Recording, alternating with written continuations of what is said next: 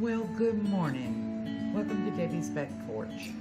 Lately, we've been getting a lot of questions about what to do with canned meat in our canning group, Safe Canning by the Book on Debbie's Back Porch. So we're going to do pork cutlets with brown gravy, and this is something that I make with canned pork. Here are your ingredients. Pause, write them down, and then let's get cooking.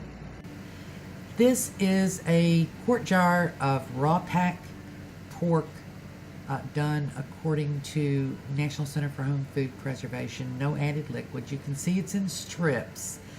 And when you do this raw pack, you sometimes have a little on the top that's not covered by the natural broth. And that's okay. It's not as pretty, but it's perfectly safe. And you can see that I took my rings off per best practices. So now listen.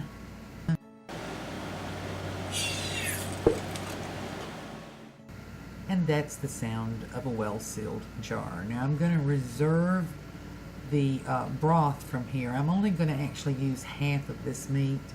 And you see I get almost a cup of broth, and I'll make up the difference up to a cup with water. And we're going to use this for our brown gravy.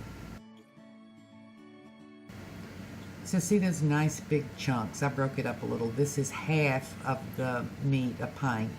I'm adding about 3 tablespoons full of chopped onions, and this is absolutely optional. I don't even think I put it on the ingredient page. See the little bit of discoloration on the pieces that were at the top? Perfectly safe, no problem. It's just discolored a little bit. And I'm going to try to leave some chunks in this as I mix it. I remember when I was a kid, this is 1 egg beaten, by the way. There used to be these things that you could buy in the grocery store, and my mother would get them sometimes, and you could get them in restaurants, called veal cutlets. And it was really just some heavily processed meat. And we liked them just fine, but I don't want that here. I want chunks in the meat. So I am purposely not over mixing it.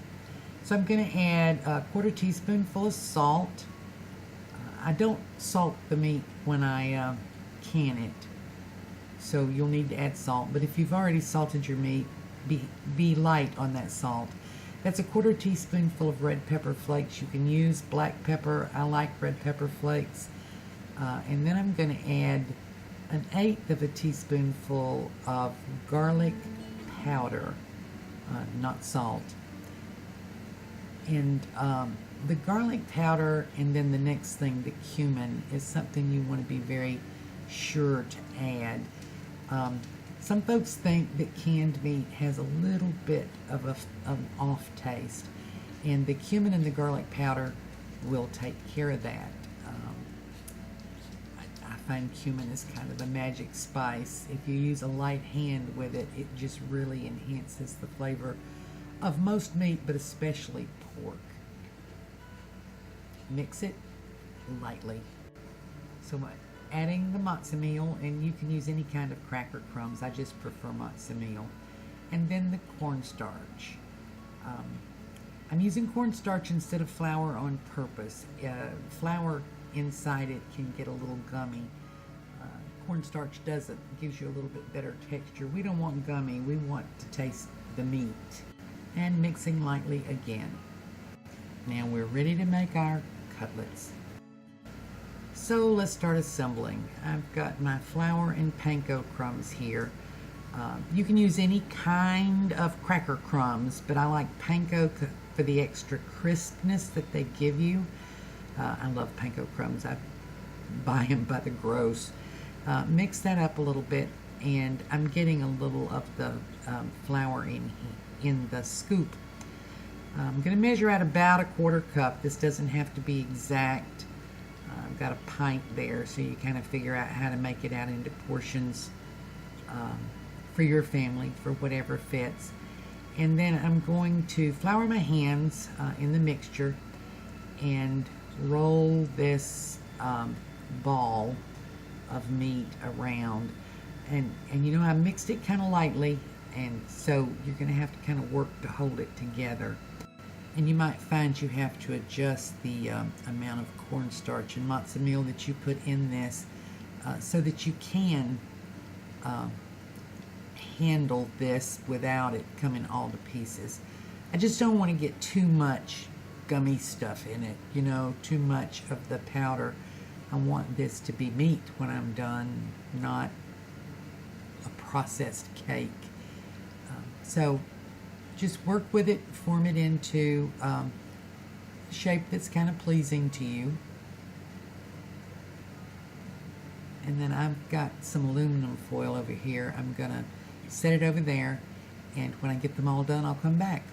So I got 5, and then I got one little bitty one there in the back, but I'm gonna cook it anyway. I've got this on my cutting board with just some aluminum foil covering it. I'm gonna set this whole thing in the fridge for about 20 minutes, let it firm up, and then I'll meet you at the stove. So it's been 20 minutes, and that little bit of refrigeration helps handle them better as you're cooking. I'm sprinkling just a little bit more panko on for the crunch. Then they're ready to fry.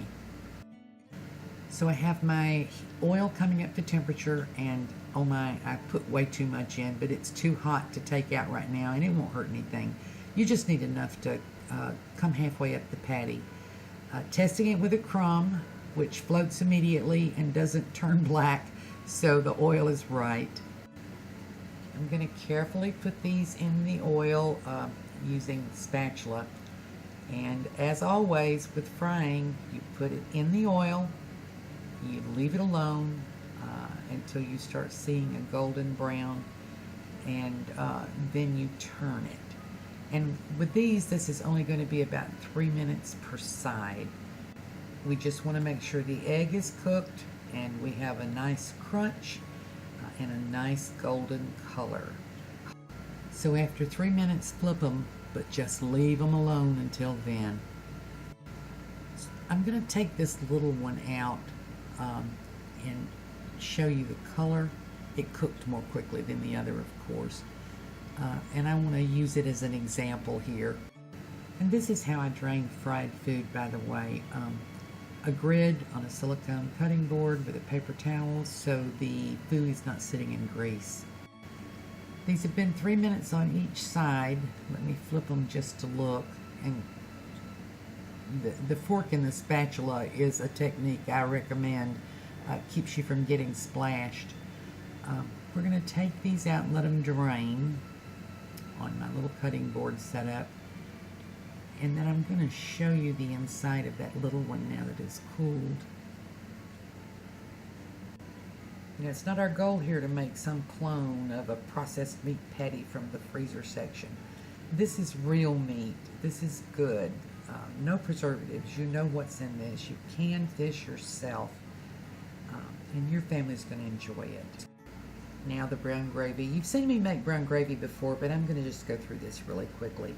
I drained off all but about 2 tablespoons full of the oil, and you see all that nice fond down there. And you can drain it out too if you want to, but I like to keep it in. This is 2 tablespoons full of flour, 2 tablespoons full of oil. We're going to make a simple roux just by stirring that together. I've got my heat a little above medium because I want to toast this flour to get the brown color. In brown gravy, the color comes from this step, not so much from the broth that you use, but from toasting the flour in the roux. You just want to be careful not to scorch it.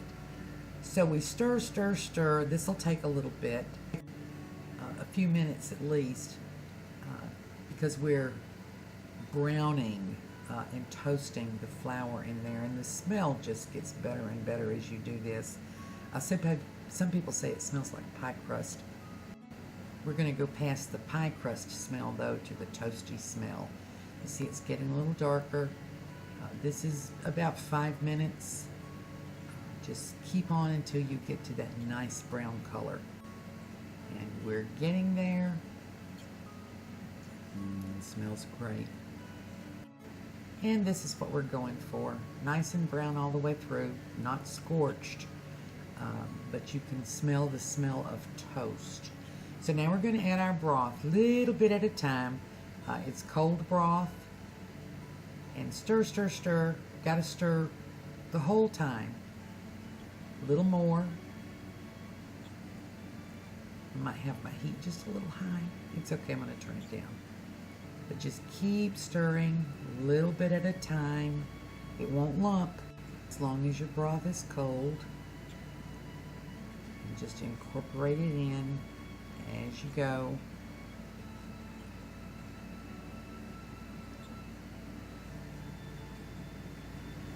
There you go.